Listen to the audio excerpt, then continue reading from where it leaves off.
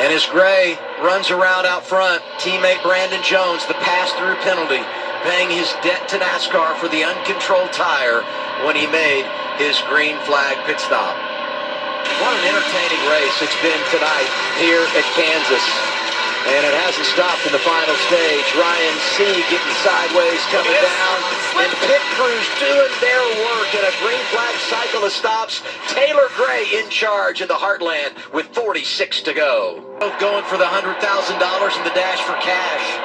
Yeah, and the one thing here, guys, is that lap traffic's going to play a big role in this. If that lap traffic runs the top and your car has to be on the top, that's when you see guys make up a ton of ground. And as they lap deeper into the field, it gets harder and harder to continue to pass. So Jason Ratcliffe with a masterclass call here to do the short pit to get to the lead with Taylor Gray. Do you think he saw our graphic that showed he only won back in 2003 compared to all his He was offended. Yeah. And he was like, I'll show you guys. Watch this. Pit, Taylor, pit. You look at Joe Gibbs Racing, and Jason has been such a big part of the success over there at all the racetracks where they have been able to get it done in the O'Reilly Auto Parts Series. But just in recent history, Joe Gibbs Racing has won 14 of the last 19 here, 3 in a row with 3 different drivers. Whatever it is about Kansas, when they come here, they just elevate their game. And doing it tonight, on the backside of the start of this season where things have not always gone so well. I mean, William Sawalich gets his first career win at Rockingham, but across the board, they just have not been where they want to be. Taylor Gray's been consistent, but not a bunch of runs inside the top 5.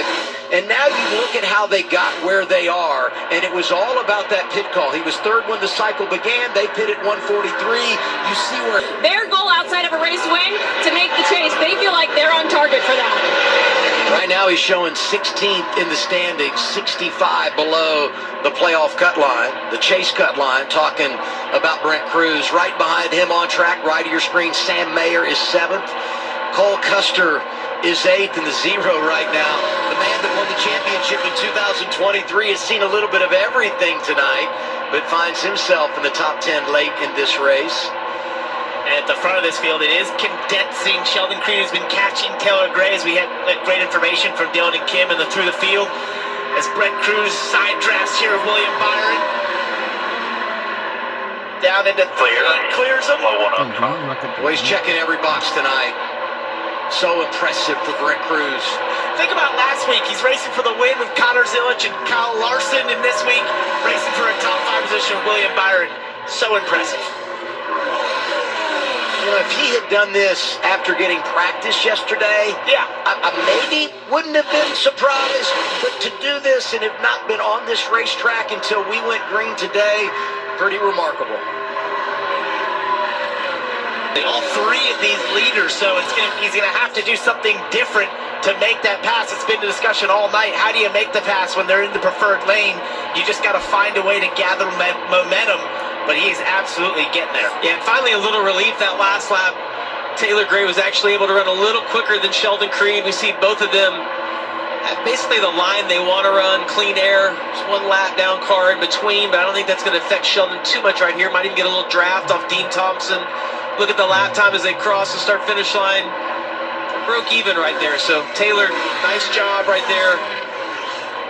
Able to maintain that lap time. The next car, though, I see is in his lane, is up right against the wall. They have to work a little harder on this one. And think about this. In the last 11 races, dating the last year at Martinsville, we've had 3 first-time winners. 2 of them running 1-2 tonight. Taylor Gray, who won that race last year in Southern Virginia. Sheldon Creed, who got his first career victory earlier this season at Atlanta.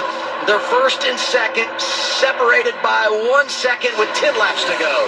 And here's that Atlanta finish that was absolutely epic. Second race of the year. Ross Chastain driving at 32, got into Austin Hill.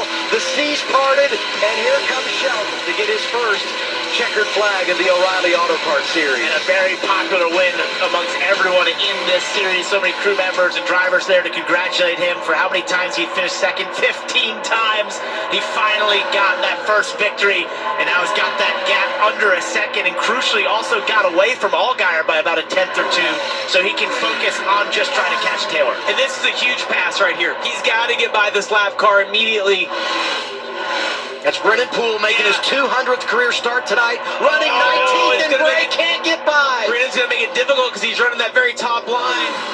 Taylor's going to have to sail it off in here and see if he can clear him, but he can't. This is huge right here. Creed is going to have lots of momentum. That's a tough pass. I don't know if the 54 car can do that.